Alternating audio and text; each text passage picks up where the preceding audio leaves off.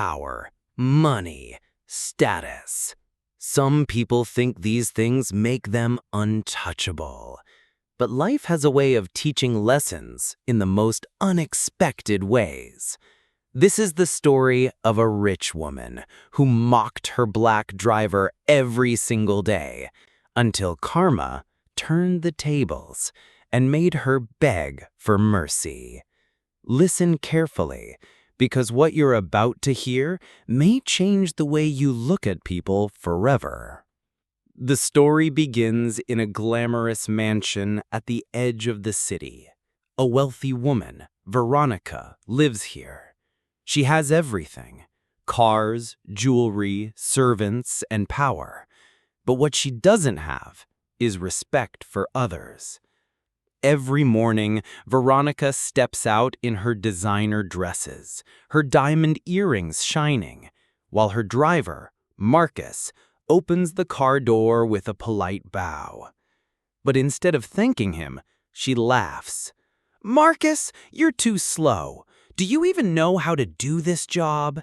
Honestly, sometimes I wonder if people like you are only good for driving cars." Marcus says nothing. He lowers his head, swallows the pain, and drives her to wherever she commands. At dinner parties, Veronica makes cruel jokes about him. "He's just a driver. Imagine living your whole life behind the wheel." Her friends laugh, while Marcus stands quietly in the corner. But what Veronica doesn't know is that Marcus's silence hides a powerful past. He wasn't always a driver. Once, he was a respected businessman, until betrayal ruined him. One fateful day, Veronica insists Marcus drive her to a luxury resort outside the city. Halfway there, her expensive car breaks down. Smoke rises, and she screams at Marcus.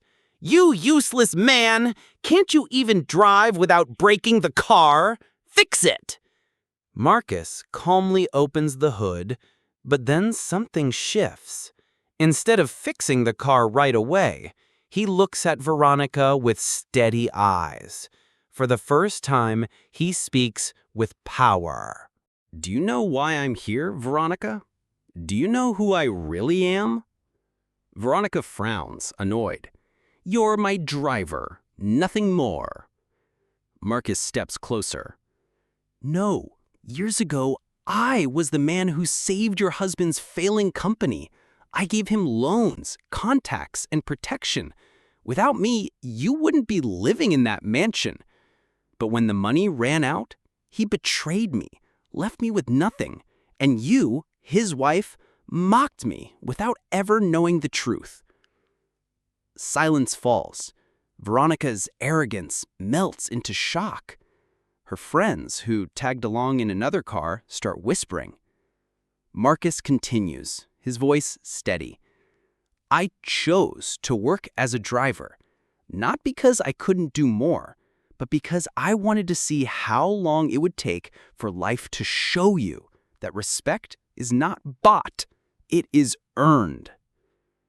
Suddenly, her friends start laughing, not at Marcus, but at Veronica. So the queen of luxury is nothing without this man's kindness? Veronica feels her world crumble. She sees her so-called friends abandoning her, mocking her, enjoying her downfall. For the first time in her life, she kneels down. "Marcus, I didn't know.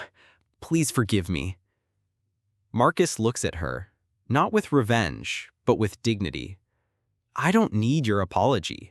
What you need is to learn that every human being deserves respect, no matter their job, their color, or their past. Remember this moment, because it may be the only gift I leave you with." He fixes the car, drives her back, and resigns the next day. Veronica is left alone, humiliated, but also changed. For the rest of her life, she remembers the driver who was far richer in spirit than she ever was in money.